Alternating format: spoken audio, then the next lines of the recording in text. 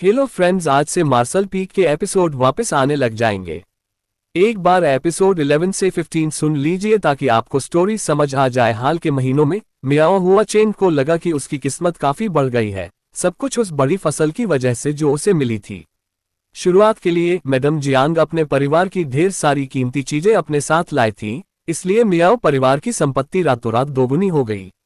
उसके तुरंत बाद जब उसने रहस्यमयी कछुए का कवच रेड क्लाउड सेक्ट को दान किया, तो रेड क्लाउड सेक्ट के एल्डर्स ने व्यक्तिगत रूप से उसके बेटे मियाओ लिन को भविष्य में प्रशिक्षित करने का वादा किया और मियाओ हुआ चेन को भी कुछ कल्टीवेशन पिल्स देने का वादा किया। अपने बेटे के भविष्य की सुरक्षा होने से मियाओ हुआ चेन को दिल से कृतज्ञता और खुशी महसूस हुई। यहाँ तक कि हिडन आइलैंड अभियान जैसी महत्वपूर्ण बात के लिए भी रेड क्लाउड सेक्ट ने मियाओ लिन को साथ ले जाने का वादा किया था। इससे साफ था कि वे उससे कितने खुश थे। इस सब के अलावा मियाओ लिन ने एक बार उसे बताया था कि भविष्य में वह युआओकिंग नाम की लड़की को अपनी पत्नी बनाएगा, और एक बार सफल होने पर मियाओ हुआ चेन को लगा कि उनका उभरने का समय आ गया है। अपनी जांच से वह जानता था कि यह युआओकिंग रेड क्लाउड सेक्ट के एक एल्डर की इकलौती बेटी है। अगर उसका बेटा वाकई उसे जीत लेता तो मियाओ परिवार का भविष्य बहुत उज्जवल होता। केवल एक चीज जो उसे पछतावा कराती थी वह थी कि मैडम जियांग का उस दिन विरोध बहुत मजबूत था और वह वाकई उसे फंसाने में असफल रहा। उसके मोटे सफेद शरीर, उसकी गरिमामयी और सुंदर दिखावट पर सोचते हुए मियाओ हुआ चेंग निराश महसूस करता। अगर वह उस समय अपना गुस्सा काबू में रखता, गुस्से में उसे 1000 गोल्ड रेवलरी फ्लो पर न बेचता और उसे अपने पास रहने देता, तो वह निश्चित रूप से आखिरकार उसके सामने झुक जाती, उसकी खिलौनों में से एक बन जाती। आखिरकार वह सिर्फ एक औरत थी। उसे बस बिस्तर पर लेना पड़ता, उसे आरामदायक बनाना पड़ता और फिर वह कभी जाना नहीं चाहती। बाद में जब मियाओ हुआ चेन 1000 गोल्ड रेवलरी फ्लो गया तो उसने मालकिन से सुना कि मैडम जियांग ने वाकई अपना चेहरा बिगाड़ लिया था और फ्लो पर काम करने से इनकार कर दिया, इसलिए उसे मजबूरन रेड क्लाउड सेक्ट को बेचना पड़ा। रेड क्लाउड सेक्ट के हाथों में गिरकर उसका अंत अच्छा कैसे हो सकता है। मियाओ हुआ चेंग ने ठंडी हंसी हंसा। उसने उसकी मेहरबानी की कद्र नहीं की, इसलिए यह उसकी किस्मत थी। शराब पीते हुए मियाओ हुआ चेंग खुशी से हंसा। उसका दूसरा हाथ अपनी एक नौकरानी को पकड़े हुए था जो उसके शरीर की विभिन्न वक्रताओं का मनमाने ढंग से आनंद ले रहा था। उसके बाएं तरफ एक और सुंदर नौकरानी उसके लिए शराब डाल रही थी। अपनी हाल की संपत्ति की बढ़ोतरी के साथ उसने इन दोनों को 1000 गोल्ड रेवलरी फ्लो से खरीदा था। दोनों सुंदर, आकर्षक और लुभावनी थी। मियाओ हुआ चेंग ने हाल के दिनों में उनके साथ बिस्तर पर खूब मस्ती की थी। अभी भी 3 लोग उसके बिस्तर पर बैठे थे। एक छोटी मेज पर कुछ उत्तम व्यंजन रखे हुए थे। मियाओ हुआ चेंग अपनी नाइटवियर में था जबकि दोनों नौकरानियां लगभग नंगी थीं। केवल कुछ पतली पारदर्शी कपड़े उनके महत्वपूर्ण हिस्सों को ढक रहे थे। उनकी नर्म कोमल त्वचा का 80% से ज्यादा हिस्सा खुला था। उनकी सुंदर कमर, पतली टांगे, भरे हुए स्तन और गोल नितंब पूरी तरह प्रदर्शित हो रहे थे, एक कामुक चित्र बना रहे थे। शराब पीते हुए, जश्न मनाते हुए मियाओ हुआ चेंग समय समय पर इन दो नौकरानियों के शरीरों को छूता और चुटकी लेता। उसकी आंखें धीरे धीरे वासना से धुंधली हो रही थी क्योंकि उसका मूड उत्तेजित हो रहा था। मेज हटा दो, तुम्हारा मालिक तुम्हें कुछ नए तरीके सिखाने वाला है। मियाओ हुआ चेंग ने हाथ हिलाया, साफ तौर पर नशे में और परेशान। 2 नौकरानियां उठी और जल्दी से मेज और शराब हटा दी। हा, आओ आओ। मियाओ हुआ चेंग ने उन्हें इशारा किया, यहाँ तक कि उनके बिस्तर तक पहुंचने का इंतजार भी नहीं किया और बाहर पहुंचकर उन्हें खींच लिया। 2 युवा लड़कियां बिस्तर पर गिर पड़ी क्योंकि उनके कपड़े उतारे जा रहे थे। मियाओ हुआ चेंग ने जल्दी से उन्हें एक दूसरे के बगल में व्यवस्थित किया, अपने खुद के कपड़े उतार फेंके और फिर भूखे कुत्ते की तरह उनके कोमल शरीरों पर झपटा। लेकिन जैसे ही वह उनके कोमल शरीरों को तबाह करने की तैयारी कर रहा था, बाहर से दुख भरी चीखों की आवाज आए। ये शोर मियाओ हुआ चेंग को पूरी तरह चौंका गया, लगभग उसे उछलकर उठने पर मजबूर कर दिया। जल्द ही उसके दरवाजे के बाहर से गुस्से भरी चीख सुनाई दी, दुस्साहसी छोटे लड़के, तुम्हारी हिम्मत कैसे हुई हमारे मियाओ परिवार की संपत्ति पर जंगली होने की। जैसे ही यह आवाज फीकी पड़ी, मियाओ हुआ चेंग ने जोरदार झगड़े की आवाज सुनी। उसके गार्ड सब गर्जना करते हुए घुसपैठिए पर झपटे, जाहिर तौर पर एक भयंकर लड़ाई में लगे हुए। हालांकि मियाओ हुआ चेंग बाहर नहीं भागा, बल्कि ध्यान से स्थिति सुनकर और विश्लेषण करके एक पल बाद भौहें चढ़ा ली जब उसने पाया कि घुसपैठिया बेहद मजबूत था। जाहिर तौर पर उसके गार्डों को एक एक करके आसानी से मार रहा था। यान काय ने खुद को काले कपड़ों में लपेटा था और मियाओ परिवार के घर में घुस गया। उसके हाथों में केवल एक स्टील चाकू था और हर बार जब उसका चाकू चमका, एक और व्यक्ति मर गया। ये केवल एक छोटा परिवार बल था और कई शिष्यों वाला सेक्ट नहीं। यहाँ के कई गार्ड वे लोग थे जिन्होंने अपनी मार्शल पाथ के अंत तक पहुंचकर आगे बढ़ने की उम्मीद छोड़ दी थी, बल्कि इन छोटे बलों के लिए काम करके जीविका कमाने का फैसला किया था। मियाओ परिवार एक नया कमजोर बल था, इसलिए वह वाकई मजबूत कल्टिवेटर्स को कैसे आकर्षित कर सकता था। पिछले कुछ दिनों में यान काय ने मियाओ परिवार से जुड़ी हर चीज के बारे में सावधानी से पूछताछ की थी, इसलिए वह जानता था कि उनका सबसे बड़ा विशेषज्ञ केवल पीक सेपरेशन एंड रियूनियन था, जबकि गार्डों में कुछ अन्य सेपरेशन एंड रियूनियन कल्टिवेटर्स थे, लेकिन उनके रैंकों में ज्यादातर क्यूई ट्रांसफॉर्मेशन स्टेज के लोग थे। ये सभी लोग सबसे अच्छे से औसत थे। उन्हें अपनी वर्तमान रियल्म तक पहुंचने के लिए 20 या 30 साल से ज्यादा कल्टिवेशन की जरूरत पड़ी थी और वे अब ब्रेक थ्रू नहीं कर सकते थे। वे केवल मियाओ हुआ चेंग द्वारा गार्ड और ठग के रूप में काम करने के लिए नियुक्त किए गए थे ताकि उसकी प्रतिष्ठा बढ़े। जब वह घुसा, यान काय को गार्डों द्वारा आसानी से खोज लिया गया क्योंकि उसने खुद को छिपाने की कोई कोशिश नहीं की, लेकिन केवल कुछ झटके आदान प्रदान करने के बाद वह अछूता था, जबकि कई मृत शरीर अब फर्श पर पड़े थे। उसकी कल्टीवेशन अब QE transformation stage 9th stage तक पहुंच गई थी और उसकी रियल्म अकेले मियाओ परिवार के ज्यादातर गार्डों से बहुत ऊंची थी। न कहें, यान काय गुस्से में था। उसके युआन क्यूई उग्र हो रहा था, घने हत्यारी आभा से भरा हुआ। वह जैसे एक दानव था जो उन पर उतरा था। उसकी लाल आंखें दुष्ट प्रकाश चमक रही थीं।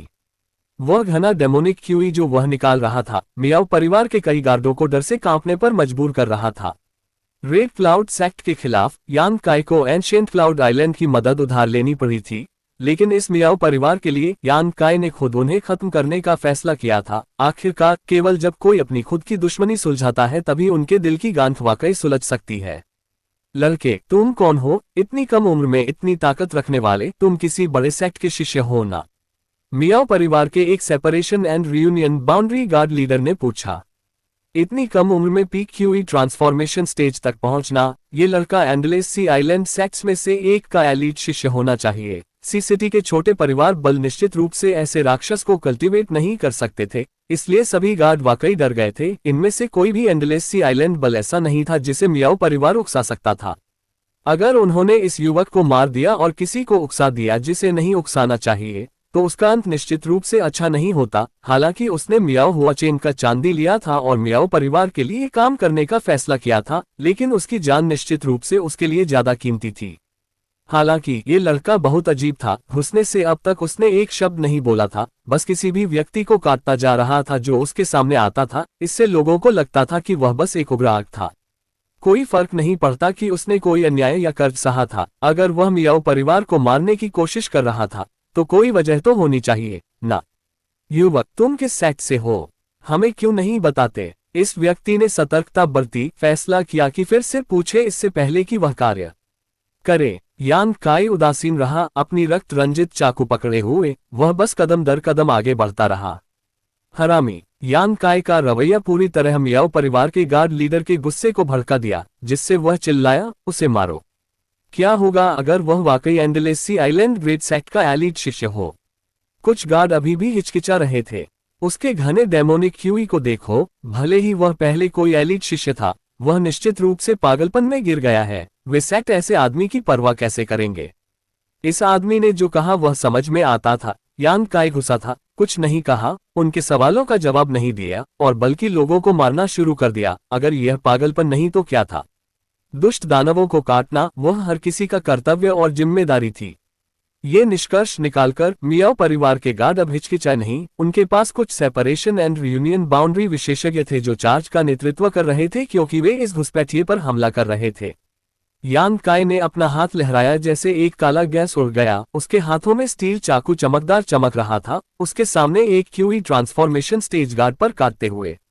दूसरी तरफ ने अपनी खुद की तलवार से रोकने की कोशिश की, लेकिन जैसे ही उनके हथियार संपर्क में आए, उसकी तलवार की ब्लेड उड़ गई।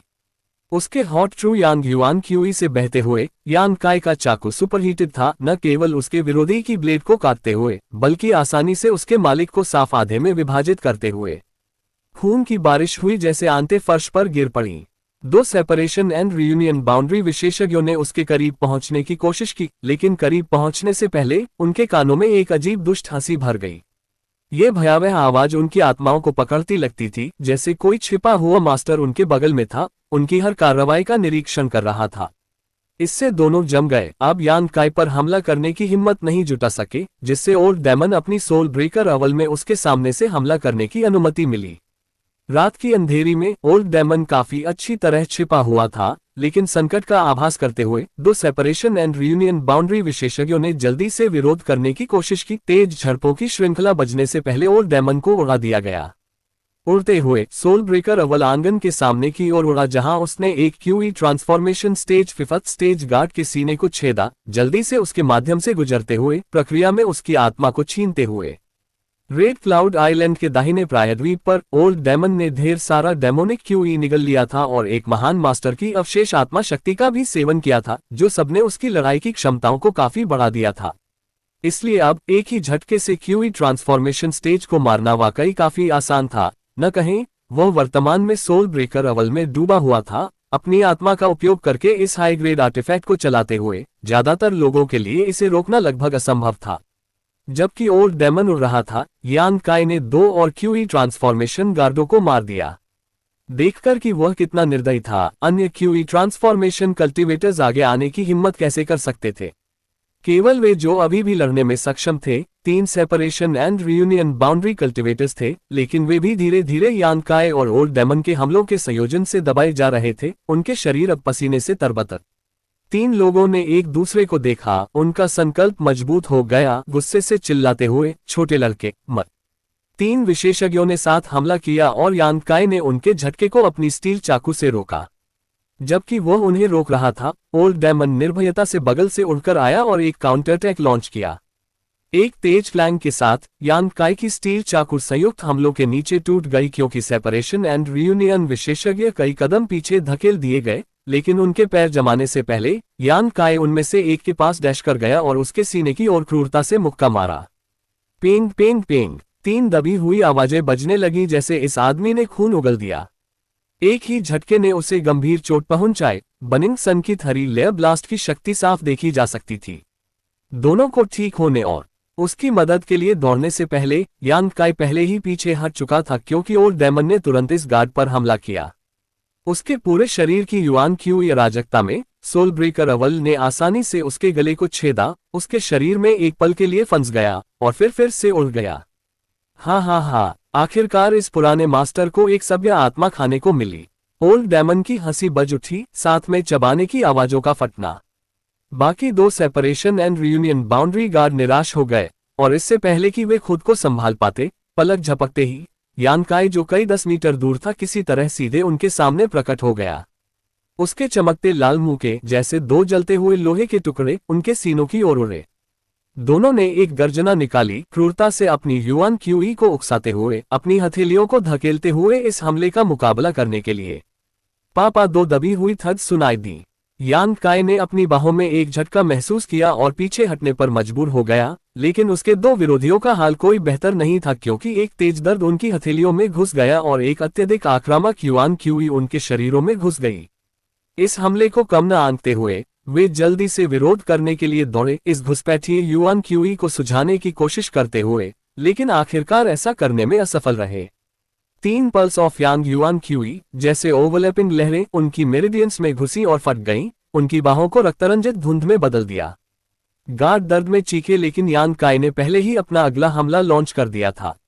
अपनी मूवमेंट स्किल का उपयोग करके वह सीधे उनके पीछे प्रकट हो गया और मुक्कों की क्रूर बहिराज लॉन्च की। पेंग पेंग पेंग 2 सेपरेशन एंड रियूनियन विशेषज्ञ लत्ता की तरह उड़ गए। गार्ड से पकड़े गए। उन्होंने कई कठोर मुंह के खाए इससे पहले कि वे भागने में सफल हो पाते, लेकिन उनके शरीर फिर से ट्रू यांग युआन क्यूई से भर गए। उनके चेहरे पर घबराहट चमकते हुए दोनों ने अपनी युआन क्यूई को फिर से घुमाया, इस हॉट युआन क्यूई को सुझाने की कोशिश करते हुए। हालांकि एक पल बाद ओल्ड डेमन ने फिर से घुसकर एक आश्चर्यजनक हमला लॉन्च किया, जल्दी से 2 गार्ड लीडर्स की जान छीन ली। अरे यार, सब भागो। मियाओ परिवार के मनों में सिर्फ 3 separation and reunion boundary guard थे और 30 सांसों से भी कम समय में वे बिना किसी विरोध के कत्ल कर दिए गए। बचे हुए तो सिर्फ क्यूई ट्रांसफॉर्मेशन स्टेज के कल्टीवेटर्स थे। वे रुकने की हिम्मत कैसे करते। अचानक चारों तरफ भयानक आवाजें गूंजने लगीं। का ओल्ड डेमन की डरावनी हंसी गूंजी। उसकी सोल ब्रेकर अवल इधर उधर उड़ रही थी, हर बार चमकते ही एक और जान चली जाती। ज्यादा देर नहीं लगी, 1 दर्जन से ज्यादा बुजुर्ग गार्ड, सभी क्यूई ट्रांसफॉर्मेशन स्टेज के, जमीन पर लाश बनकर गिर चुके थे। चारों तरफ लाशें बिखरी पड़ी थीं, खून की तेज बदबू हवा में फैली हुई थी। यान काय की युआन क्यूई तूफान की तरह घूम रही थी, उसका पूरा शरीर दुष्ट ऊर्जा से ढका हुआ था। काले कपड़ों के साथ वह सचमुच किसी राक्षस जैसा लग रहा था। धड़ाम, आंगन का मुख्य दरवाजा टूटकर खुला और मियाओ हुआ चेंग घर से बाहर भागा। सबसे पहले उसकी नजर यान काय द्वारा बनाए गए खूनी मंजर पर पड़ी। रीढ़ की हड्डी में सिहरन दौड़ गई। उसे पता था कि कोई मियाओ परिवार पर हमला करने आया है, लेकिन 2 नंगी सुंदरियां उसके सामने थीं, इसलिए वह उठना नहीं चाहता था। बड़ी मुश्किल से खुद को खींचकर बाहर आया। फिर भी कपड़े तो पहनने पड़ते ना, नंगा लड़ने थोड़े ही जाता। कपड़े बदलते वक्त गार्डों की लगातार चीखें सुनकर वह घबरा गया, यहां तक कि बटन भी ठीक से नहीं लगाए। जल्दबाजी में कपड़े पहनकर बाहर भागा तो देखा कोई भी गार्ड जिंदा नहीं बचा। सब उसके पैरों तले मरे पड़े थे।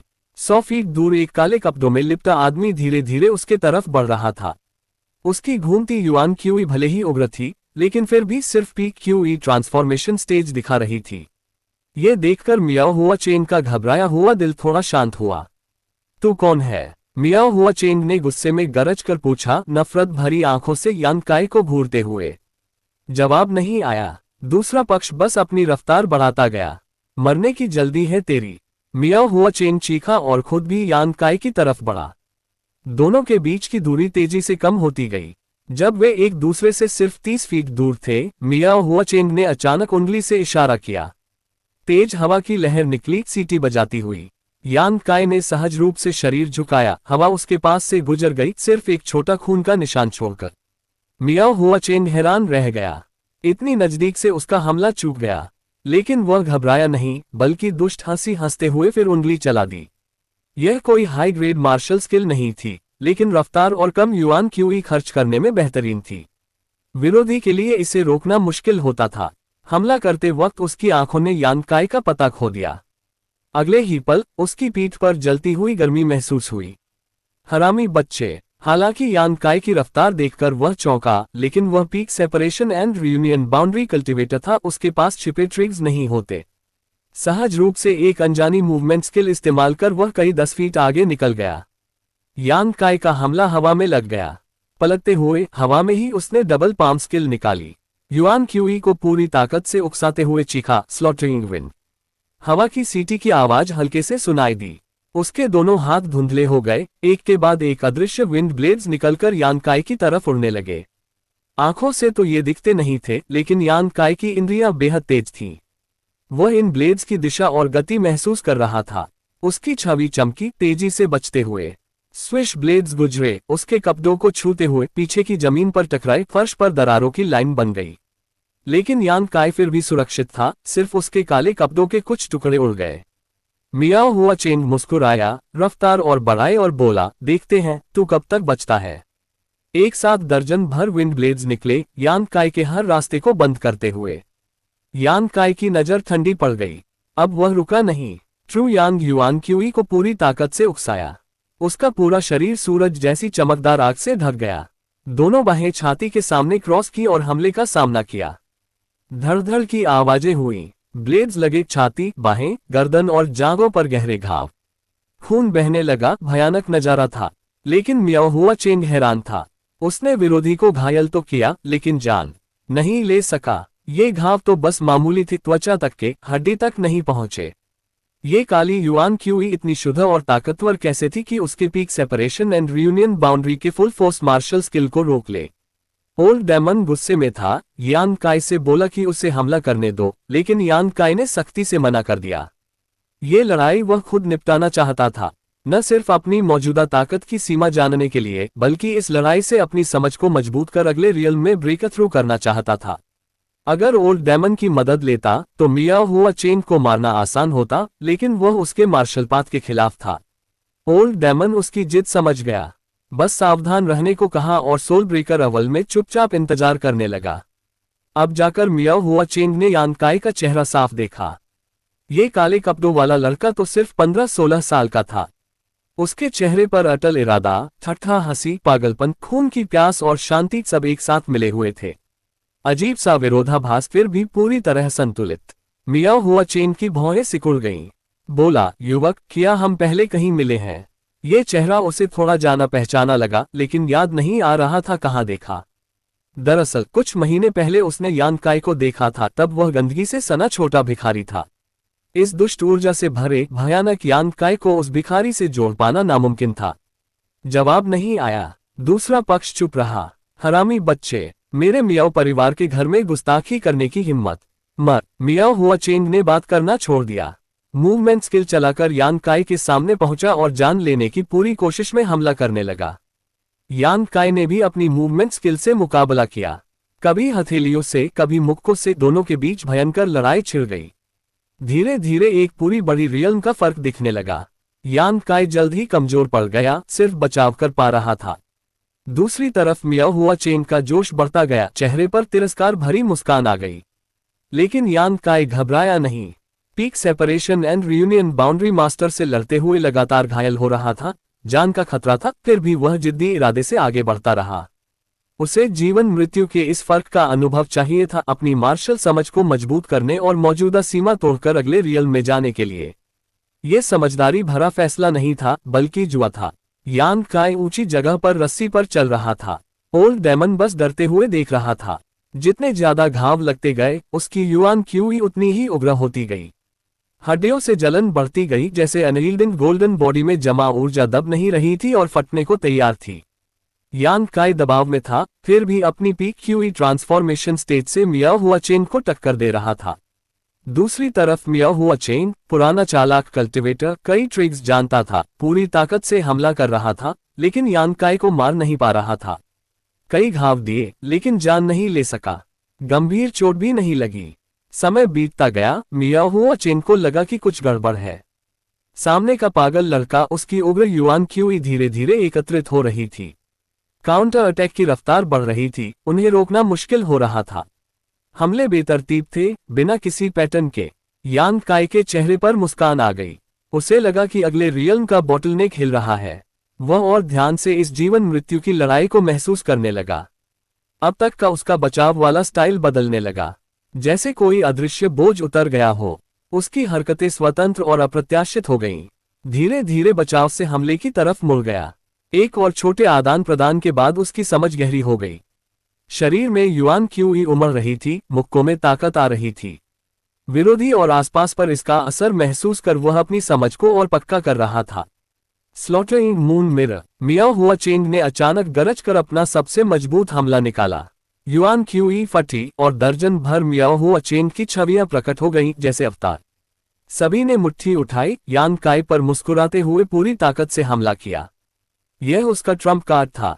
दर्जन भर भ्रम, सच और झूठ मिले हुए। समान रियल्म के कल्टिवेटर के लिए भी इन्हें अलग करना मुश्किल होता। आज एक पीक क्यूई ट्रांसफॉर्मेशन स्टेज के बच्चे से निपटने के लिए उसे यह निकालना पड़ा। इतना दबाव पड़ने पर मियाओ हुआ चेन को गुस्सा और नफरत दोनों आ रही थी। लेकिन अब खत्म। स्लॉटरिंग मून मिरर निकल चुका था, ये लड़का जरूर मरेगा। मियाओ हुआ चेन को पूरा यकीन था। लेकिन यान काय शांत था, जैसे पुराना कुआं। चारों तरफ की दुश्मन छवियों को चुपचाप देख रहा था। एक पल को उसकी आंखें भ्रमित हुईं, फिर साफ हो गईं। दिल की सुनो, बढ़ते और मिलते रास्ते पर। अच्छा क्या, बुरा क्या, सिर्फ अपनी आस्था, अपनी इच्छा और मन की सुनकर ही अपना मार्शल पाथ बनेगा। यान काय की एकत्रित युआन क्यूई अचानक भयंकर उग्रता से फट पड़ी, अब तक की सबसे ज्यादा ताकतवर। जैसे बर्फीला हिमस्खलन पहाड़ से गिर रहा हो। मियाओ हुआ चेन जैसा मजबूत कल्टिवेटर भी पहली बार इस भयानक उफान को महसूस कर डर गया। क्या ये गलती से डेविल पाथ पर कदम रख रहा है? और सामने का ये युवक सेपरेशन एंड रियूनियन बाउंड्री में ब्रेक थ्रू कर चुका था। ब्रेक थ्रू के ठीक अगले पल यान काय ने अनहील्ड विल इस्तेमाल किया। जैसे अभी सेपरेशन एंड रियूनियन बाउंड्री में पहुंचा हो और तुरंत peak separation and reunion boundary पर पहुंच गया हो।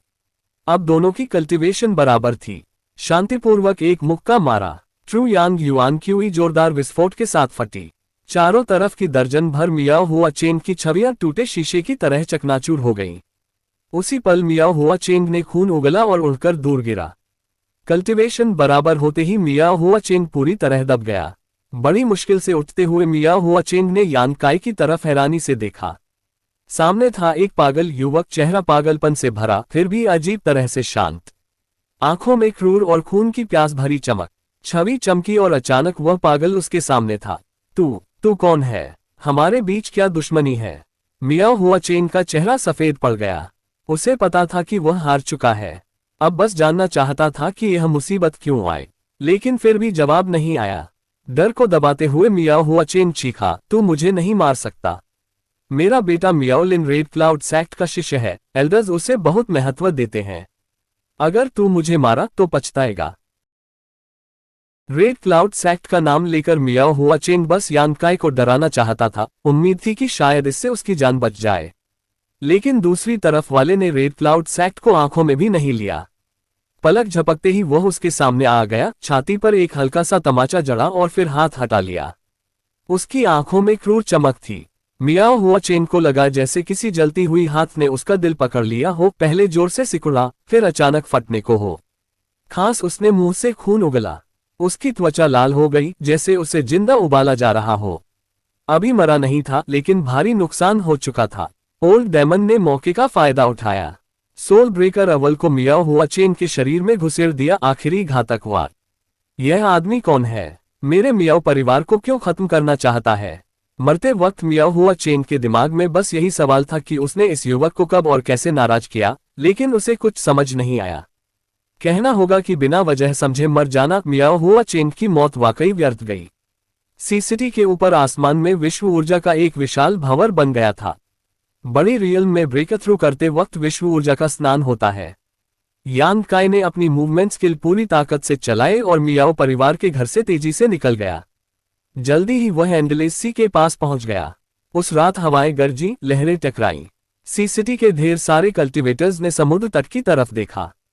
उन्हें पता था कि कोई ब्रेक थ्रू कर रहा है, इसलिए आसमान और जमीन का ऐसा मिलन हो रहा है। लेकिन यह नजारा इतना डरावना था कि कोई पास जाने की हिम्मत नहीं कर रहा था। दूर से ही देख रहे थे, चेहरों पर पूजा और जलन दोनों थी। यह आदमी निश्चित रूप से कोई बड़ा मास्टर होगा।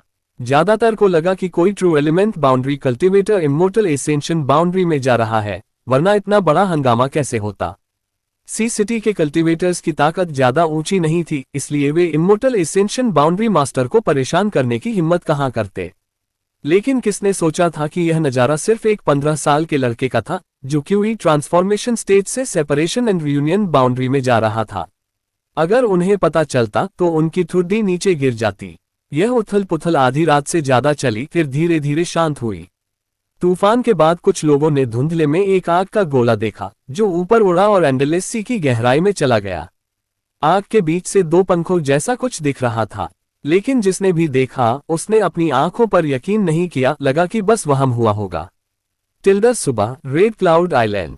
यान काई दाहिने प्रायद्वीप पर आया था। मैडम के साथ पहाड़ की चोटी पर खड़ा था। दोनों क्षितिज की तरफ देख रहे थे। पूरे रेड क्लाउड आइलैंड में अब उदासी छाई थी। दाहिना प्रायद्वीप भी नहीं बचा। हवा में खून की बदबू आ रही थी। जहां देखो लाशों के ढेर और लड़ाई के निशान। समुद्र तट अभी भी गहरे लाल रंग से रंगा था, खून अभी सूखा नहीं था। इमारतें सब टूटकर बर्बाद हो चुकी थीं। ऊपर पक्षियों के झुंड उड़ रहे थे, जमीन कराह रही थी। रेड क्लाउड सेक्ट पूरी तरह खत्म हो चुका था। यान काई के सामने एक कंकाल था, टूटी फूटी हरी सफेद ड्रेस पहने हुए, वही ड्रेस जो मैडम जियांग ने उस दिन पहनी थी जब वे अलग हुए थे। ये कंकाल पहाड़ पर चुपचाप बैठा था, जैसे प्राचीन पत्थर। यान काई आसानी से कल्पना कर सकता था कि उसके जाने के बाद यहाँ क्या हुआ होगा। मैडम जियांग यहीं बैठी रहीं, हिली तक नहीं। उनकी आंखें सी सिटी के मियाओ परिवार की दिशा में टिकी रहीं। हवा में उनके बाल धीरे धीरे लहराते रहे। आंखें धुंधली हो गई थीं, जैसे काले बादल आसमान ढक रहे हों, न रोशनी दिखती न उम्मीद। वे ऐसे ही बैठी रहीं, आखिरी सांस तक आंखें बंद भी नहीं की। कल रात तक उन्होंने मियाओ परिवार के विनाश को देखा, यान काई के हाथों मियाओ हुआ चेन की मौत देखी।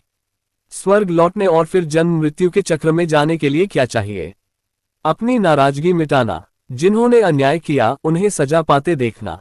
सिलाविन, यहाँ से मैं थोड़ा जोड़ रहा हूँ। अफसोस, बेचैनी, चिंताएं और दुख सचमुच मरकर और संसार में लौटने के लिए व्यक्ति को संतुष्ट होकर मरना पड़ता है, वरना वह अकेला भटकता रहता है अनंत काल तक। नोट: जन्म मृत्यु के चक्र में जाने के लिए बुद्ध की अवस्था में पहुंचना पड़ता है। यान काय ने शराब की एक बोतल निकाली और सामने मैडम को श्रद्धांजलि दी। फिर धीरे से हाथ बढ़ाया उनकी हड्डियों को दफनाने के लिए। लेकिन जैसे ही उसका हाथ छुआ, कंकाल ढह गया, जमीन पर राख का ढेर बन गया। अचानक तेज हवा चली और उनकी राख रेड क्लाउड आइलैंड से उड़कर एंडलेस सी पर बिखर गई। यान काय की आंखें सिकुड़ी, चेहरे पर उदासी और वीरानी छा गई। उस दिन वह मैडम जियान को ले जाना चाहता था, लेकिन उन्होंने चुपचाप मना कर दिया था। उनका दिल पहले ही मर चुका था। जीना उनके लिए सिर्फ यातना था। शायद उनके मरे हुए पति के साथ जाना ही उनके लिए सबसे अच्छी किस्मत थी, इस दर्द से मुक्ति। यान काय ने उनकी इच्छा समझी थी, लेकिन अब सोचता तो लगता था कि उस दिन का उसका फैसला सही था या नहीं। यान काय की उदास और थकी हुई मनोदशा को महसूस कर ओल्ड डेमन लंबे समय तक चुप रहा, फिर बोला, युवा मास्टर, ये मैडम आपको दोष नहीं देंगी। उनके लिए मौत तो मुक्ति ही थी ना। यान काय लंबे समय तक चुप रहा, फिर मुड़ा, फ्लेमिंग यांग विंग्स निकाले और समुद्र तट की तरफ उड़ चला। शायद उनके लिए ये सचमुच मुक्ति थी, लेकिन उसके दिल में अभी भी एक हल्का सा अफसोस रह गया था। अगले 2 दिनों में यान काय ने हिडन आइलैंड से मिली ढेर सारी अनोखी जड़ी बूटियां निकाली और सी सिटी में लोगों से यान प्रॉपर्टी के कीमती खजाने बदले। फिर उन्हें रिफाइन कर यांग लिक्विड बनाया और अपनी डेंटियन में स्टोर किया। 2 रातों बाद यान काय ने अपने 2 बड़े थैले उठाए और उत्तर दिशा में उड़ चला। यान काय के सी सिटी छोड़ते ही एंडलेस सी आइलैंड्स के सभी बड़े सेक्ट्स को एक चौंकाने वाली और उत्साहजनक खबर मिली। सुप्रीम सॉलिटरी सेक्ट क्या? एंशिएंट क्लाउड आइलैंड को उनकी खोई हुई ब्रोकन मून ट्रांसफॉर्मेशन आर्ट मिल गई। ये खबर सच है। असुरा सेक्ट क्या? एंशिएंट क्लाउड आइलैंड को ब्रोकन मून ट्रांसफॉर्मेशन आर्ट मिली। हमारे असुरा सेक्ट की कीमती तलवार के बारे में कोई खबर? Falling blossom temple, broken moon transformation art मिल गई। हमारी थाउजेंड ब्लॉसमिंग ब्लड बेगोनिया का क्या? वह हमारे मंदिर की नींव का हिस्सा थी और वह भी उसी समय खो गई थी। Scarlet refining sect, ancient cloud island जाओ, सेक्ट मास्टर के टोकन की खबर लेनी है। ड्रैगन क्लाउड आइलैंड वगैरह दर्जन भर बड़े सेक्ट्स को खबर मिली कि एंशिएंट क्लाउड आइलैंड की सुप्रीम सीक्रेट आर्ट मिल गई है। सब बेचैन हो गए। उनके पवित्र आर्टिफैक्ट्स भी एक साथ खोए थे। सिर्फ एंशिएंट क्लाउड आइलैंड को ही अपना मिल जाए और उन्हें कुछ न मिले, ये कैसे हो सकता है? एकदम हंगामा मच गया। सभी बड़े सेक्ट्स के मास्टर्स पूरी ताकत से निकल पड़े। उस दिन से एंशिएंट क्लाउड आइलैंड पर लोगों की भीड़ लगी रही। एंडलेस सी आइलैंड्स के सभी बड़े सेक्ट्स के प्रतिनिधि आए हुए थे। गू फैंग और एंशिएंट क्लाउड आइलैंड के एल्डर्स इन सब का मेहमाननवाजी करते करते थक गए थे। ब्रोकन मून ट्रांसफॉर्मेशन आर्ट कैसे मिली? पूरी कहानी सुनने के बाद ये मास्टर्स रेड क्लाउड सेक्ट के अवशेषों की तरफ दौड़े। बेचारा रेड क्लाउड सेक्ट तो तीसरे दर्जे का बल था, किसी की मनाही तोड़ने की सजा में खत्म हो गया था। लेकिन बात यही नहीं रुकी। दर्जन भर बल फिर से रेड क्लाउड आइलैंड पर आए और अवशेषों को खंगालने लगे, 300 साल पहले खोए अपने सेक्ट के पवित्र आर्टिफैक्ट्स ढूंढने के लिए। लेकिन वे चीजें तो यान काय पहले ही ले चुका था, उन्हें कैसे मिलती? खजाना न मिलने पर ये मास्टर्स गुस्से में आ गए।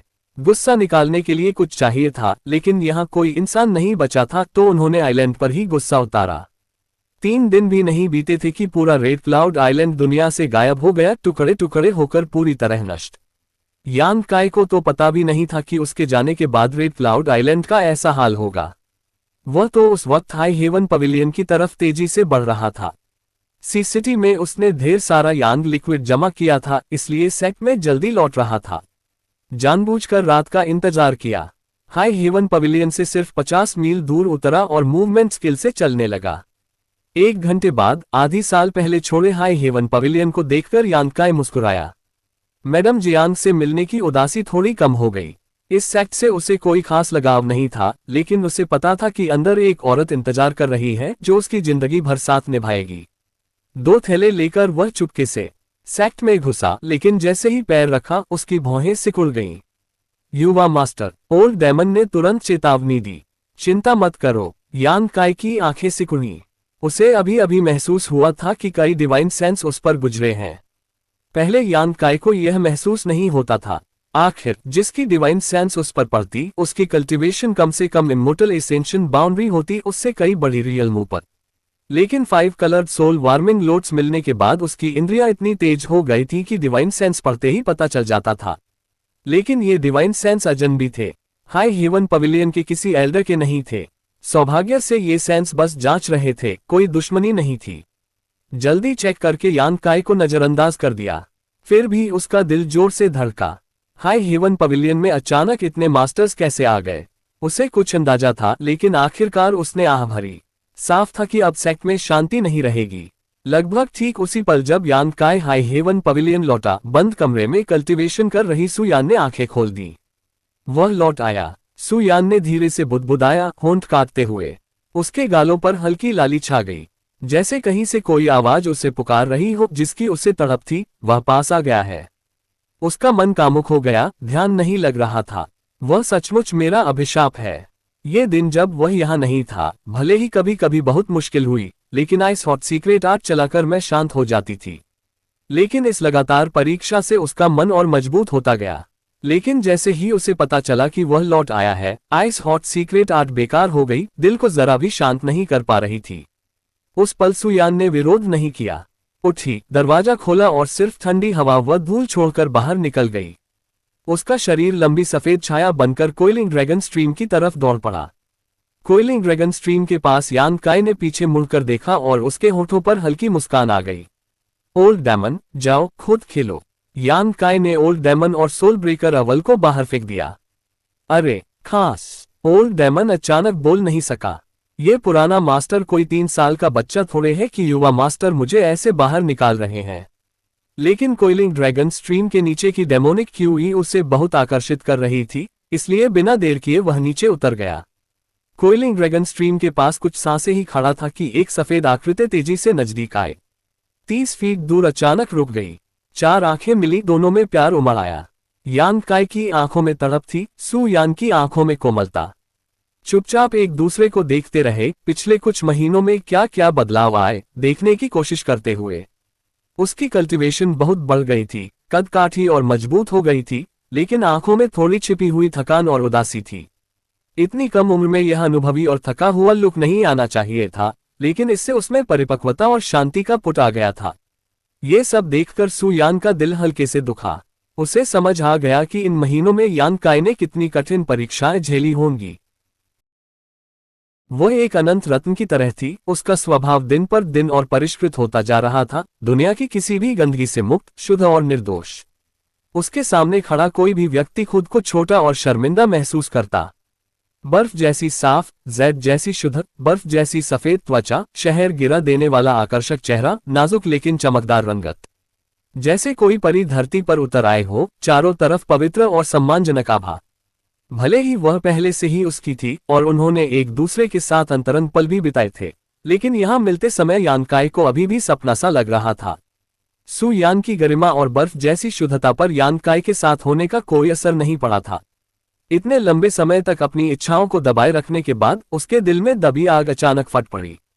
यान काय उसके पास गया और बिना कुछ सोचे सु यान की कमर पकड़ ली, उसके होठों की तलाश में बेतहाशा आगे बढ़ा। सु यान ने जल्दी से हाथ बढ़ाकर उसे रोका और धीरे से फुसफुसाए, नीचे जाकर करें। जैसे ही उसने बात खत्म की, यान काय बिना एक पल गंवाए कोइलिंग ड्रैगन स्ट्रीम में कूद गया। 1000 फीट नीचे गिरते हुए उसके फ्लेमिंग यांग विंग्स निकले और वह तेजी से अपनी गुफा में उड़ गया। सु यान की आंखें बार बार झपकी, जिज्ञासा से यान काय की पीठ पर चमकते पंखों को देखती हुई। गुफा में पहुंचते ही यान काय ने पंख समेट लिए, अपने 2 थैले फर्श पर फेंके और सु यान को कमर से उठाकर पकड़ लिया। उसके चेहरे पर मतलब भरी मुस्कान थी, जल्दी से उसे पत्थर के बिस्तर की तरफ ले गया। सु यान का दिल छोटे डरे हुए हिरण की तरह तेजी से धड़क रहा था। भले ही पहले 2 बार ऐसा अनुभव हो चुका था, लेकिन इस पल भी उसे शर्मिंदगी हो रही थी और वह अनजाने में अपना चेहरा यान काय की छाती में छिपा लिया। पत्थर के बिस्तर पर पहुंचकर उसने उसे धीरे से नीचे रखा। सु यान ने शर्माते हुए ऊपर देखा, उसका चेहरा पूरी तरह लाल हो चुका था। एक दूसरे को चूमते हुए उनकी सांसें भारी और रुक रुक हो गईं। एक शरीर आग की तरह जल रहा था, दूसरा बर्फ जैसा ठंडा, दोनों में एक दूसरे के लिए अनंत इच्छा उमड़ रही थी। हल्की हल्की आवाजें आने लगीं। यान काय अपनी जंगली इच्छाओं को दबाते हुए धीरे धीरे सु यान के कपड़े उतारने लगा। उसकी बेजोड़ चीनी मिट्टी जैसी आकृति प्रकट होती गई। कपड़े उड़ गए, बाल बिखर गए। यान काय पलटा और उसे गले लगा लिया। सु यान बार बार हौंफ रही थी, उसका पूरा शरीर कमजोर पड़ गया और गर्मी से पिघलता सा लग रहा था। दूसरी तरफ यान काय साहसी और उग्र हो गया, जैसे भाले वाला योद्धा युद्ध में घुस रहा हो, अनंत शारीरिक ताकत और जोश से भरा, बार बार टक्कर लेते हुए। सु यान ने बेतहाशा अपनी आइस हॉट सीक्रेट आर्ट चलाई, लेकिन दिल की शर्म को जरा भी दबा नहीं पाए। उसके बर्फ जैसे सफेद शरीर पर भाप भरी लाली छा गई, बाल इधर उधर लहराने लगे और पसीने से मोहक खुशबू आने लगी। यहाँ ऐसे करके सु यान ने दांत पीसे, दिल की शर्म को जोर से दबाते हुए वह यान काय की हर इच्छा के आगे झुक गई, पत्थर के बिस्तर पर हर तरह की शर्मनाक मुद्राओं में खुद को सौंप दिया। हाँ, यान काय ने जोर से सहमति दी। उसके हाथ मनमाने ढंग से पकड़ रहे थे। यान काय और सुयान ने हाई हेवन पवेलियन लौटने की पूरी रात एक दूसरे की बाहों में बिताए। सी सिटी के 1000 गोल्ड रेवलरी फ्लो की दीवार चित्रों से यान काय ने जो यादें बनाई थीं, वे सब पूरी तरह प्रदर्शित, अभ्यास और खोजी गईं। अनियंत्रित जुनून में मीठी डुबकी, बार बार ज्यादा और गहरे आनंद की तलाश में। सु यान को अंदाजा नहीं था कि पुरुष और महिला का मिलन इतने बदलाव ले सकता है, जैसे हजारों मार्शल स्किल्स, हर एक में अनंत विविधता और रहस्य, हर एक नया, सांस रोक देने वाला एहसास और सुख देता। ये सब अनुभव करके सु यान के अंदर की शर्म आसमान छूने लगी, लगभग इतनी कि वह फिर कभी चेहरा दिखाने लायक न रहे। इन अनंत बदलते तरीकों में यान काय को अपना सबसे पसंदीदा तरीका वही लगा जो उसने हेवन केव इनहेरिटेंस में अनजाने में खोजा था, वह जिसमें सु यान की पीठ उसकी तरफ होती थी। इस मुद्रा में वह सु यान की पीठ पर बनी जिंदा बर्फ फीनिक्स टैटू को लगातार बहते देख सकता था, जैसे वह उसके गुलाबी हो चुके त्वचा पर धीरे धीरे तैर रही हो। इस बर्फ फीनिक्स टैटू को देखते हुए, जो उसकी मुलायम रेशमी पीठ पर सुंदरता से तैर रही थी और उसकी सुंदर कमर को मजबूती से पकड़े हुए, यान काय को हमेशा एक अजीब उत्तेजना और इच्छा महसूस होती। उसे पता था कि सु यान की पीठ पर बर्फ फीनिक्स टैटू है तो उसके खुद के शरीर पर जरूर फायर ड्रैगन टैटू होगा। दोनों हेवन केव इनहेरिटेंस से मिले थे। मिलन के बाद दोनों ने ड्यूल कल्टीवेशन शुरू किया। उनके शरीर मजबूती से एक दूसरे में लिपटे, जॉयस यूनिफिकेशन आर्ट चलाते हुए पूरा एक दिन बीत गया। यान काय हो या सुयान, दोनों को अपनी ताकत में कुछ बढ़ोतरी महसूस हुई। कल्टीवेशन में बढ़ोतरी भले छोटी थी, लेकिन सबसे बड़ा फायदा ये था कि उनकी युआन क्यूई और शुद्ध हो गई थी। जॉयस यूनिफिकेशन आर्ट का मकसद था कि दोनों की युआन क्यूई एक दूसरे में घुल मिलकर शुद्ध हो जाए। जितना ज्यादा समय वे ड्यूल कल्टीवेशन में बिताएंगे, उनकी युआन क्यूई की शुद्धता और घनत्व उतना ही बढ़ता जाएगा। कल्टीवेशन खत्म होने के बाद भी यान काय ने रुकना नहीं छोड़ा और सु यान को फिर से रौंद डाला। रोजी, लगता है इतने दिनों तक दबाकर रखना सचमुच अच्छा नहीं होता। धीरे धीरे यान काय को कपड़े पहनाते हुए सु यान के अभी भी लाल चेहरे पर हल्की घबराहट भरी मुस्कान थी। वह सचमुच डर गई थी। यान काय अब जैसे थकने वाला जानवर बन गया था, बार बार उसके गले लगने की तलाश में, हर बार उसे कमजोर और नर्म छोड़ जाता। उसे डर था कि अगर यान काय को कपड़े न पहनाए तो वह उसके शैतानी पंजों से कभी छूट नहीं पाएगी। दोनों के कपड़े पहनने के बाद वे एक दूसरे को गले लगाकर पत्थर के बिस्तर पर लेट गए। प्यार की बातें कहने की जरूरत नहीं थी, दोनों एक दूसरे के दिल की मोहब्बत साफ महसूस कर रहे थे। तेरी अटकल सही निकली, सु यान अचानक बोली, यान काय की बाहों में लेटे हुए। कौन सी अटकल? यान काय ने उसके बालों में उंगलियां फेरते हुए पूछा, इस तूफान के बाद की शांति का मजा लेते हुए। कुछ महीने पहले तूने नहीं कहा था कि हेवन केव इनहेरिटेंस का प्रकट होना बड़ा हंगामा मचाएगा? बाहर वाले आ गए। यान काय की भौहें अचानक सिकुड़ गईं। हाँ, 8 महान परिवारों ने किसी को नहीं भेजा, लेकिन बाकी सभी परिवारों और सेक्ट्स को हेवन केव इनहेरिटेंस के बारे में पता चल गया और उन्होंने इस इलाके में विशेषज्ञ भेज दिए। वे अभी भी 3 सेक्ट्स के उन शिष्यों को लुभाने की कोशिश कर रहे हैं जिन्हें हेवन केव इनहेरिटेंस में मौके मिले थे। High heaven pavilion, bloody battle gang या स्टॉर्म हॉल किसी के भी शिष्य पिछले कुछ महीनों में कई छीन लिए गए। हाई हेवन पवेलियन में कौन कौन से बल आए हैं? यान काय ने पूछा। उसके दिल का एक पुराना शक आखिरकार साफ हो गया। जिस रात वह सेक्ट लौटा था, जो डिवाइन सेंस उस पर पड़े थे, वे जरूर इन बड़े परिवारों और सेक्ट्स के आए हुए मास्टर्स के थे। हुआन प्रांत का डोन परिवार, यून प्रांत का बाय परिवार और क्वान प्रांत का पर्पल फन वैली, ये 3 बड़े बल हैं। इसके अलावा कई बल चुपके से ब्लैक प्लम टाउन में छिपे हुए हैं। डोन परिवार, यान काय की भौं हिली। उन्होंने तुझे क्या ऑफर दिया? यान काय ने पूछा। सु यान 3 सेक्ट्स के युवा शिष्यों की असली लीडर थी और हेवन केव इनहेरिटेंस की सबसे बड़ी संदिग्ध भी। ये 3 बड़े बल उसे छीनने के लिए बेताब होंगे और जो तोहफे दिए होंगे वे सस्ते नहीं होंगे। 2 साल के अंदर इमोर्टल एसेंशियन बाउंड्री में ब्रेक थ्रू की गारंटी, उनके पास जो भी पिल्स या आर्टिफैक्ट्स हैं सब फ्री, और मेरा दर्जा एल्डर के बराबर।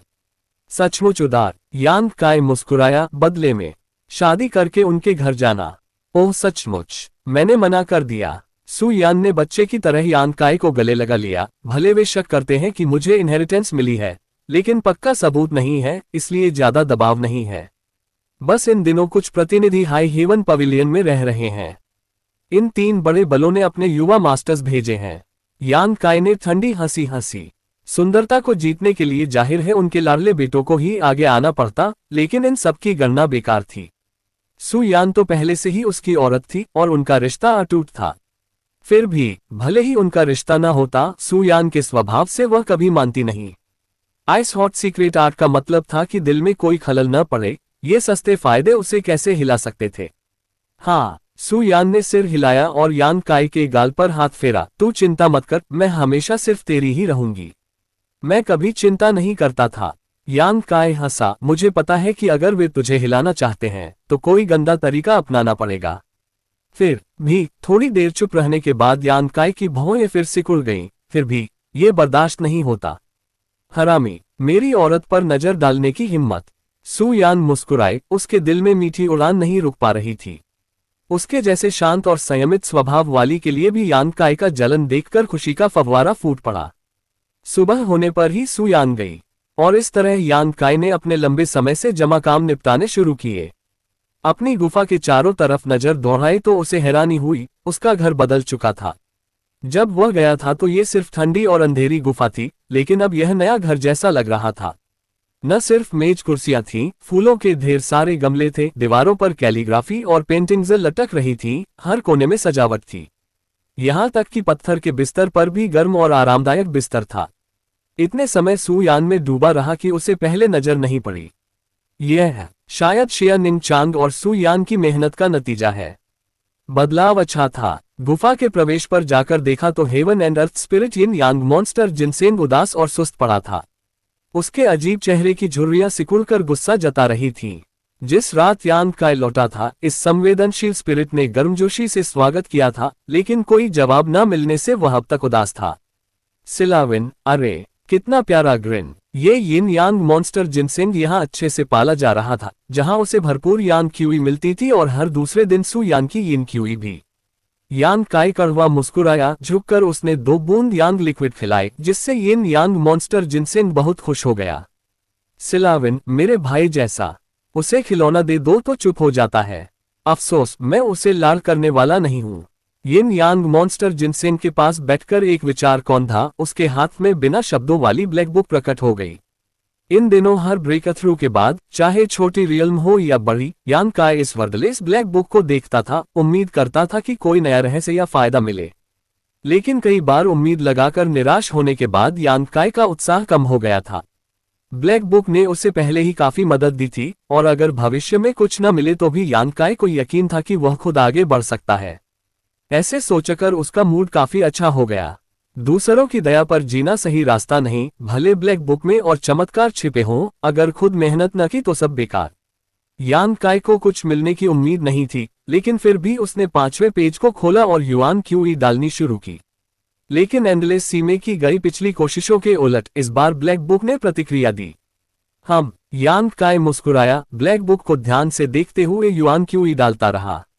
एक अजीब लहर फैली। तुरंत बाद ब्लैक बुक से सुनहरी रोशनी निकली, लेकिन पहले से अलग ये रोशनियां बाहर नहीं निकलीं, बल्कि आपस में जुड़कर एक घना जटिल पैटर्न बना लिया, जैसे कोई एडवांस्ड स्पिरिट एरे। थोड़ी देर बाद एक लाइन में शब्द प्रकट हुए, मेडिसिनल किंग वैली, मायरिया ड्रग पॉन्ड। कुछ सांसों बाद ये लाइन फीकी पड़ गई और ब्लैक बुक की सुनहरी रोशनी धीरे धीरे गायब हो गई। यान काय की भौहें सिकुड़ गईं। इस बार सब पहले से बहुत अलग था। ब्लैक बुक ने उसे कुछ नहीं दिया, बल्कि एक जगह का नाम बताया था, मेडिसिनल किंग वैली। यान काय को इस जगह के बारे में अच्छे से पता था। यह एक बहुत खास सेक्ट था। पूरी वैली मशहूर अल्केमिस्ट से भरी हुई थी। मेडिसिनल किंग वैली के सदस्यों की कल्टीवेशन जरूरी नहीं कि ऊंची हो, न उनके तरीके जरूरी मजबूत हो। उनकी कुल लड़ाई की ताकत तो पहले दर्जे के सेक्ट से भी कम थी और सिर्फ दूसरे दर्जे के बल से थोड़ी बेहतर मानी जाती थी। लेकिन ऐसे बल की नींव और विरासत दुनिया के किसी भी सेक्ट से ज्यादा गहरी और पुरानी थी। कहा जाता था कि इसका इतिहास हजारों साल पुराना है। इतने सालों में कई सुपर पावर्स उठे और गिर गए, लेकिन मेडिसिनल किंग वैली आज भी एक अमर खंभे की तरह खड़ी है।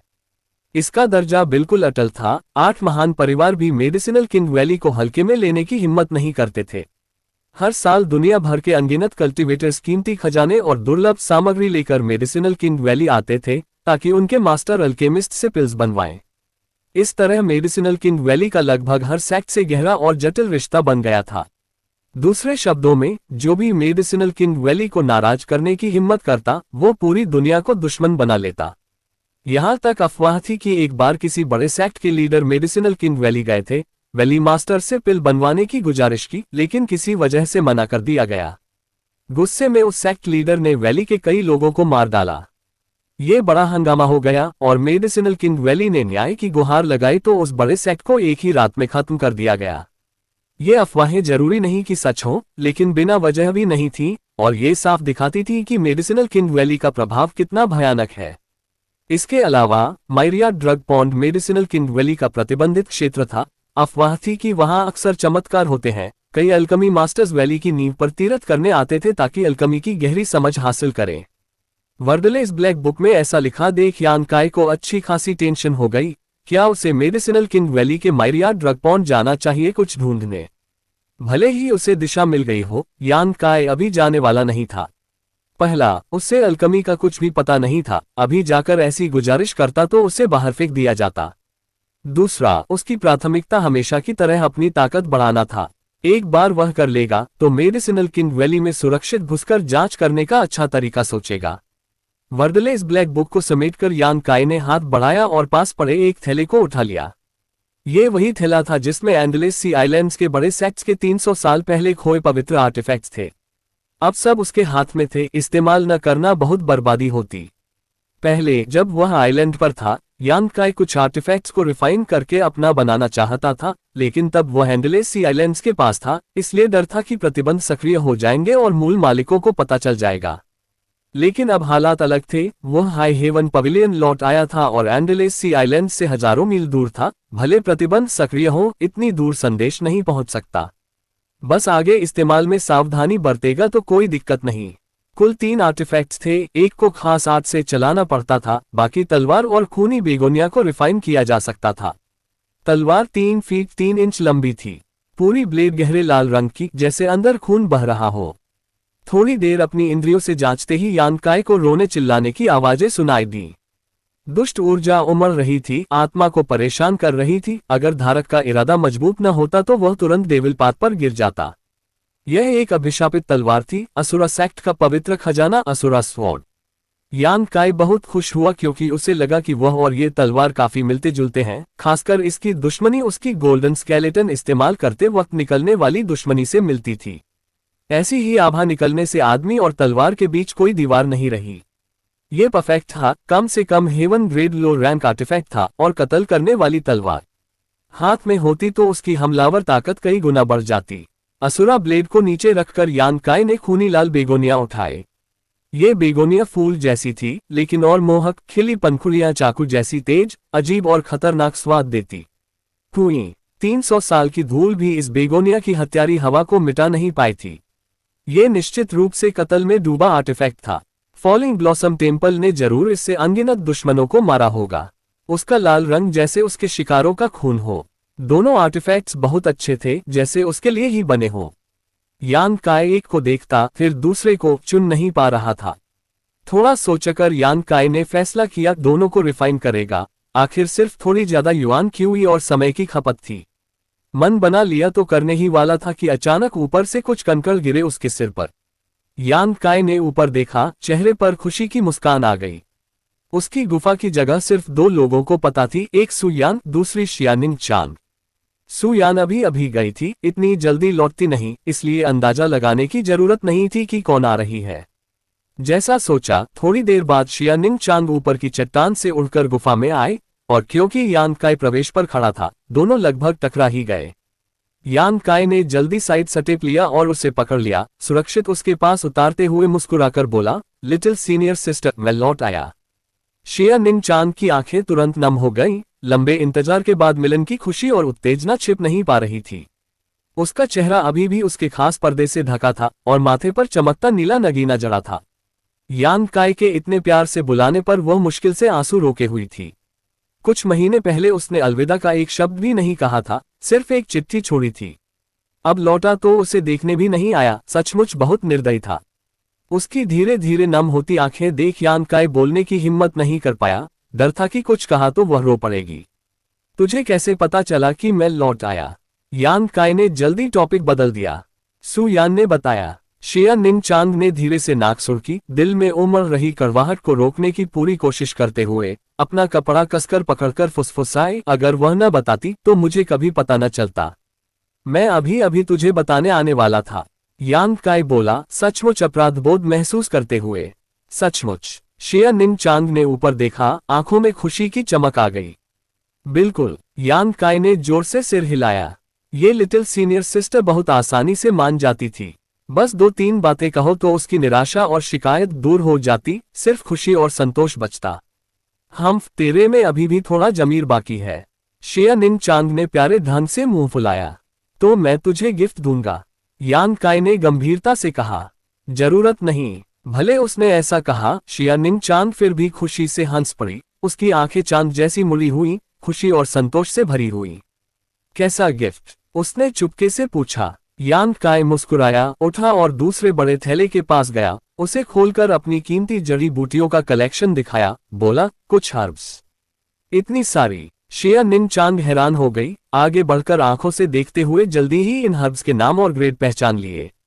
तेरी कल्टीवेशन में हर्ब्स और पिल्स की मदद चाहिए ना? देख ले, जो चाहिए जितनी चाहे ले ले, यान काय ने बड़े दिल से कहा। उसके दिल में अपराधबोध का खट्टापन था। वह बाहर घूमा था, लेकिन सु यान और शिया निंग चांग के लिए गिफ्ट लाने की सोची भी नहीं। सचमुच लापरवाही थी।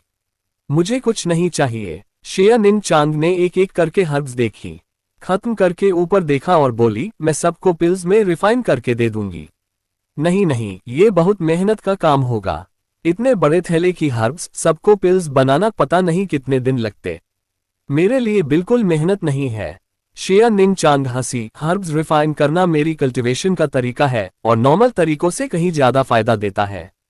जितनी ऊंची ग्रेड की हर्ब्स रिफाइन करूंगी, मुझे उतना ही ज्यादा फायदा। सीनियर ब्रदर, तेरे द्वारा लाया ये थैला मेरे लिए सबसे अच्छा गिफ्ट है। तू मुझे बेवकूफ तो नहीं बना रही? यान काय ने शक से देखा।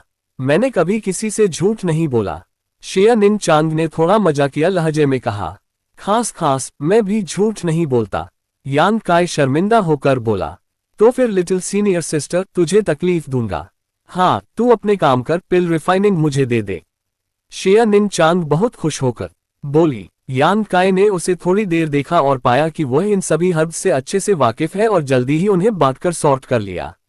मुस्कुराते हुए यान काय भी गुफा में गया, अपने सामान संभालने लगा। गुफा के अंदर शिया निंग चांग बैठी थी, धीरे धीरे गुनगुनाती हुई अपनी जादुई प्रतिभा दिखा रही थी। विभिन्न हर्ब्स को शुद्ध लिक्विड में बदल रही थी, फिर पिल्स में संघनित कर रही थी। यान काय भी क्रॉस लेग बैठा और अपनी युआन क्यूई से असुरा स्वॉर्ड रिफाइन करने लगा। समय बीतता गया, शिया निंग चांग लगातार पिल्स बनाती रही। वह बड़ा थैला धीरे धीरे कम होता गया। जब अलकमी से थक जाती तो रुक जाती, गुफा के पीछे घूमने या झपकी लेने जाती, थोड़ा आराम करके फिर शुरू कर देती। हर दिन शिया निंग चांग को बाहर भी जाना पड़ता था। आखिर मिंग वू या की लाडली शिष्या थी, अगर पूरा दिन गायब रहती तो ओल्ड मैन मिंग पागलों की तरह ढूंढने लगता, तरह तरह के अनावश्यक हंगामे करता। 4-5 दिनों बाद यान काय के हाथ में असुरा स्वॉर्ड धीरे धीरे उसके साथ जुड़ गई। जुड़ाव जितना मजबूत होता गया, यान काय को इस कत्ल करने वाली तलवार की दुष्ट ऊर्जा और तानाशाही मौजूदगी का उतना ही पता चलता गया। ये सचमुच heaven grade low rank artefact था और सिर्फ इस तलवार से यान काय की लड़ाई की ताकत एक ग्रेड बढ़ जाती। असुरा स्वॉर्ड रिफाइन करके यान काय ने उसे अपने शरीर में समेट लिया, राहत की सांस ली। इतने दिनों रिफाइन करने में उसकी खपत काफी हुई थी और डेंटियन में यांग लिक्विड फिर से काफी कम हो गई थी। उसे यांग लिक्विड बढ़ाने का तरीका ढूंढना था। ऊपर देखकर यान काय ने मूवमेंट स्किल चलाए और बाहर निकला। थोड़ी देर बाद लौटा, हाथ में 2 स्पिरिट ग्रास की डालियां लिए हुए। ये वही प्योर हॉट ग्रास थी जो उसने कुछ महीने पहले लेंचूरी से खरीदी थी और लगाई थी। दोनों स्पिरिट ग्रास अब पक चुकी थी और यान काय चाहता था कि शिया निंग चांग उन्हें पिल्स में रिफाइन कर दे। वह खाएगा और यांग लिक्विड बनाएगा। यांग लिक्विड बढ़ने के बाद यान काई 1000 ब्लॉसमिंग ब्लड बेगोनिया रिफाइन करना जारी रख सकता था। अगले कुछ दिनों में फॉलिंग ब्लॉसम टेम्पल का पवित्र आर्टिफैक्ट भी यान काई के शरीर में समा गया। 2 हेवन ग्रेड आर्टिफैक्ट्स मिलने से यान काई की ताकत बहुत बढ़ गई थी। भले इन दोनों की पूरी ताकत इस्तेमाल करना अभी मुमकिन न था, लेकिन अपनी युआन क्यूई से पालते रहने और अपनी कल्टीवेशन बढ़ाते रहने से एक दिन जरूर उनकी पूरी ताकत दिखा पाएगा। हर्ब्स का बड़ा थैला तो शियानिंग चांद की अल्कमी में बहुत पहले खत्म हो चुका था और अब तरह तरह की पिल्स बन चुकी थी, दर्जनों बोतलें भरने लायक। प्योर हॉट पिल्स सबसे कम ग्रेड की थी, सिर्फ अर्थ ग्रेड लो रैंक, लेकिन कुछ पिल्स तो हेवन ग्रेड तक पहुंच गई थी, उनकी कीमत अनमोल थी। अगर ये सब पिल्स खा लेता तो यान काई अंदाजा लगाता था कि कम से कम 1-2 छोटी रियल्म्स में ब्रेक थ्रू कर सकता था, लेकिन इतनी सारी एक साथ खाना उन्हें रिफाइन करने में लंबा समय लगता। तो यान काई ने ये प्लान अभी टाल दिया। अब वह सेक्ट में लौटे आधा महीना हो चुका था। अब वक्त था कि मौजूदा हालात देखे और उन 3 बड़े बलों के हाई हेवन पवेलियन में रहते हुए उनके 3 लाडले बेटों के सु यान पर नजरें गड़ाए हुए यान काई कैसे चुप बैठ सकता था। वह उसकी औरत थी।